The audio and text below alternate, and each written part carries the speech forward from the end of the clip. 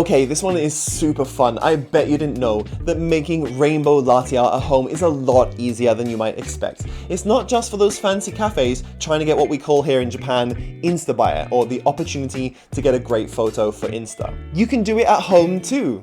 It's not hard, but it did take a little bit of experimentation, so let me show you how to do it.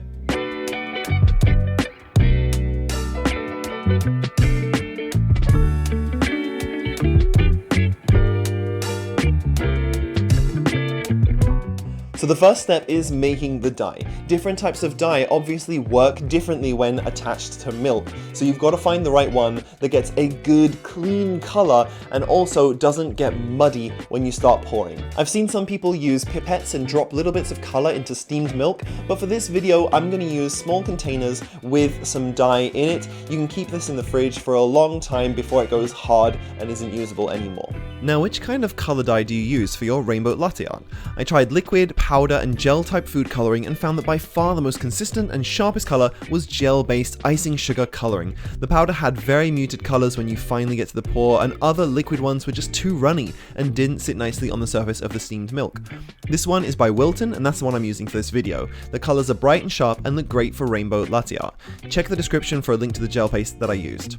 You can pick any colors you like, and I suggest using at least 3 colors for a nice effect.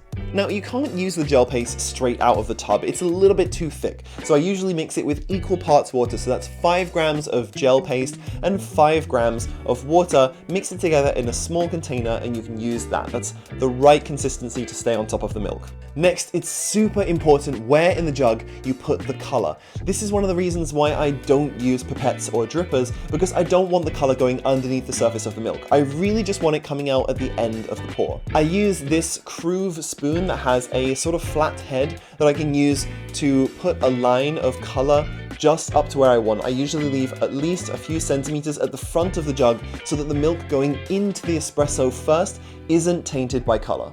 You can just use a long-handled teaspoon, but be very careful not to add too much color because you end up having a splodgy design. You really want to have nice, thin lines coming out during your pour rather than being dictated by where the splodgy parts of color ended up in the steamed milk. So before we do our pour, make sure you get all your dyes and a cloth to wipe your spoon ready in front of you before you start steaming your milk. You don't want the milk sitting on the table while you're scrambling around to find your dyes, or the milk will separate and you won't have as good a design. I always try to remember to have a kitchen towel to wipe down the spoon because I don't want colors bleeding into one another before we've even got started. This should really go without saying, but don't wipe the color dye on your t-shirt, for crying out loud. Now let's steam the milk. I found that I need a little bit thicker milk foam than a normal latte to make sure the color will sit nicely on top. It's also really important to incorporate the milk properly, so get that roll going as soon as you've added enough air. If the milk isn't incorporated well, then you'll have a foamy layer on top and a heavy layer on the bottom, and none of your color will come out until the end of the pour, and it's going to flare out and look terrible. If you have a single boiler like mine, you need to stir your espresso before you start your pour. If you don't, you end up with a little bit harder surface of the espresso, which will end up giving you this kind of weird marbling look, which you really don't want when you're doing something beautiful like rainbow latte art. Another way to incorporate the layers very well so you have a nice clean surface to pour onto is to do this little rotating motion, a circular motion, with your milk jug while you're pouring. I actually usually do this with the cup and keep the jug pouring at a very stable rate. This way I get the milk and the espresso to combine a little bit before I actually start my pour. I have seen some people adding the color dye after they've poured their base with the milk. Personally, I don't recommend this, especially on single boiler machines, but even on more advanced machines, because what happens when the milk is sitting is that the layers start to separate. You end up with this foamy layer on top and a heavy milk layer on the bottom, which will end up giving you more blotchy designs, which is definitely something you don't want with rainbow latte art. So when pouring latte art, what are the best designs to try? Honestly, my absolute favorite designs for this, and the ones that I think look best, are ripple designs. So that means things like rosettas and swans will be much better than something like hearts or tulips, which have a monk's head base. Monk's heads tend to bunch the color together, and you end up with a much more kind of muddy looking design rather than something clean like a ripple or a swan that's going to have the color moving back and forth. So let me show you some of my best rainbow latte art pours.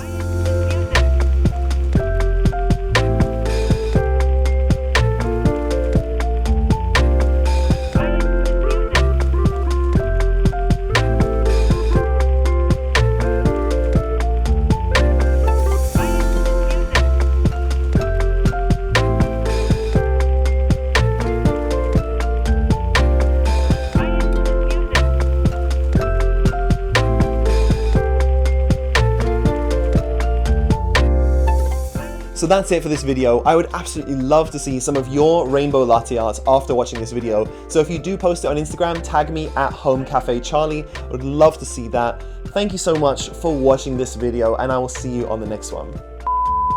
Food coloring doesn't really go off, so that's what I'm gonna do. This is one of the reasons why I don't use pipettes, because it lets some of the milk, No, coloring. Where in the jug your coloring goes. That is one beautiful effect without making the milk and the color muddy and stupid looking, like my face. Flat-headed. Is it flat-headed? It's kind of rounded-headed. Don't wipe the color dye on your shirt. Jesus!